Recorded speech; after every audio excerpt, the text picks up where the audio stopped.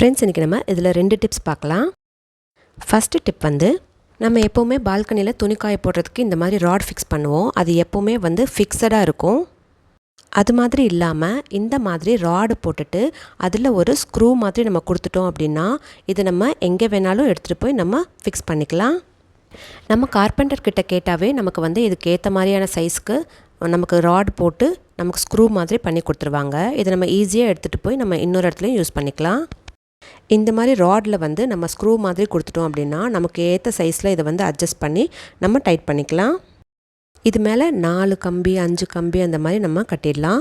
ஸ்பெசிஃபிக்காக நம்ம வந்து வெயிலில் தான் காய போட்டு துணி எடுக்கணும் அப்படின்னு ஆசைப்படுறவங்களுக்கு வந்து இது ரொம்ப யூஸ்ஃபுல்லாக இருக்கும். சில வீட்டில் வந்து இந்த மாதிரி ப்ரொவிஷன் கொடுக்க மாட்டாங்க. அது வந்து நம்மளே செய்ய வேண்டியதாக இருக்கும். இதுக்கு தனி செலவு செஞ்சுட்டு நம்ம அதை அப்படியே விட்டுட்டு போகிற மாதிரி இருக்கும். அந்த மாதிரி டைமில் இது மாதிரி நம்ம ஃபிக்ஸ் பண்ணோம் அப்படின்னா நம்ம எங்கே போனாலும் இதையும் சேர்த்து நம்ம எடுத்துகிட்டு போயிடலாம். இந்த டிப்ஸ் உங்களுக்கு ரொம்ப யூஸ்ஃபுல்லாக இருக்கும்னு நினைக்கிறேன். இப்போ நம்ம செகண்ட் டிப்புக்கு போகலாம். நம்ம மாடுலர் கிச்சன் போகிறப்போ இந்த மாதிரி எவர் சில்வரில் இருக்கும். அது வந்து நம்ம எவ்வளோ தான் க்ளீன் பண்ணி வச்சாலும் நம்ம சமைக்கிறப்போ இல்லை உப்பு காற்று படுறப்போ இது மேலே ஒரு வெள்ளை வெள்ளையாக படிஞ்சிரும். இது என்ன தான் நம்ம பார்த்து தொடச்சாலும் இது சில டைம் வந்து நமக்கு அப்படியே படிஞ்சிரும். நான் அமேசானில் இந்த மாதிரி டேப் வாங்கியிருக்கேன். இது ஒரு ரோல் வந்து 150 இல்லை 120 அந்த ரேஞ்ச் இருக்கும்னு நினைக்கிறேன்.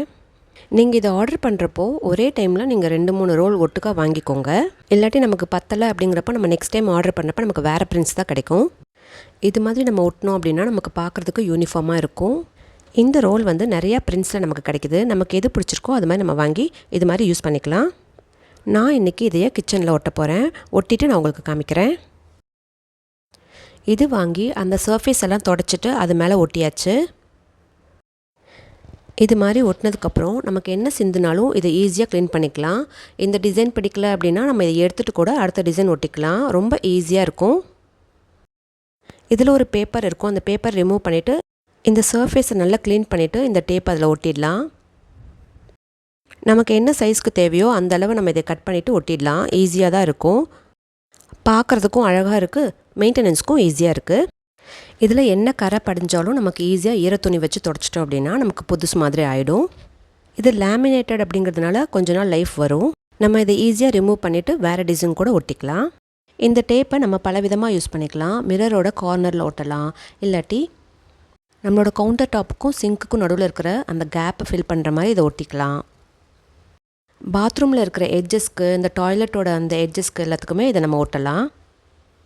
இது ஒரு வாட்டர் ப்ரூஃப் தான். இந்த டிப்ஸும் உங்களுக்கு ரொம்ப பிடிச்சிருக்குன்னு நினைக்கிறேன். தேங்க்யூ ஃபார் வாட்சிங்.